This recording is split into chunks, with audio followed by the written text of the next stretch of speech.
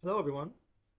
In this short video, I'll explain to you the new advanced visual for reading KML and KMZ and also GeoJSON files.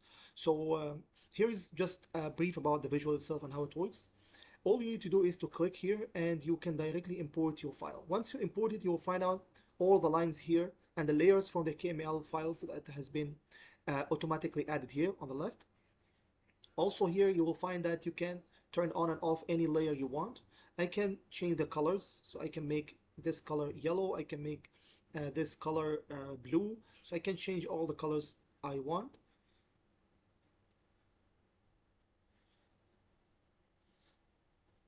After changing the colors, I have also so many other options to see all the informations available in each line. So once I click here, I find here all the options regarding the length, with the kilometers and miles, how many points, everything here, the colors and everything here. So also I have the option to turn this one off, to hide them. So the other option I have option to draw. So here you can go to any blank space. Let's say I want to draw a line in a blue color, and here I can just go here and write whatever I want. I can just try to draw some lines.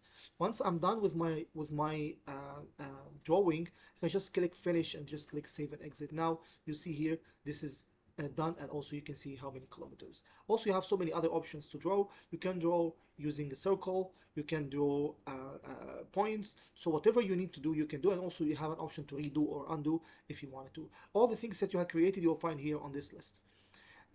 One thing also I would like to add, once you're done you can just click stop drawing. Here this is a ruler. If you want to just click to see the distance between two lines, you can just easily do so here. Here you have other tools. Let's say you want to add another file, let's say a KML or KMZ file you want to add, or to append another GeoJSON file. So here if I click here and I went to see, I can add another file, another GeoJSON file. So I can go directly to here and I can simply add another GeoJSON file. So see here, that's another file. So I have here appended both files together and I have both files available. Here if I want to just click a new file, I can just click new. From this option I can simply change the map visual and how it looked like. So I have so many options. I can choose whatever I want. So this is another option also. You can see here you can just click to see the full map. You can zoom in to the midpoint between all your loaded features. Also here if you added the layers in any other visual, you can easily filter your data based on this. Like if I just click silver, I'll just see the silver line. Similarly, if you have you can do so easily by clicking on the slicer. So it works with all types of visuals. Here you can search, you can write here whatever you want and you can find it. So this is the search one. If you have so many points and you want to do like a search option, here you can zoom in to the line selected. So this is another option. So in the formatting section, if you want to see it, so you can go here, you find in the appearance one, first one here is just the data, and to restore it I would like to keep it as it is. The maximum file for loading is 100 megabyte, which I think it's more sufficient for most files.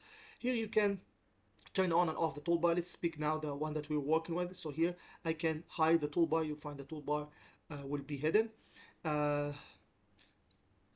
So here let's go back.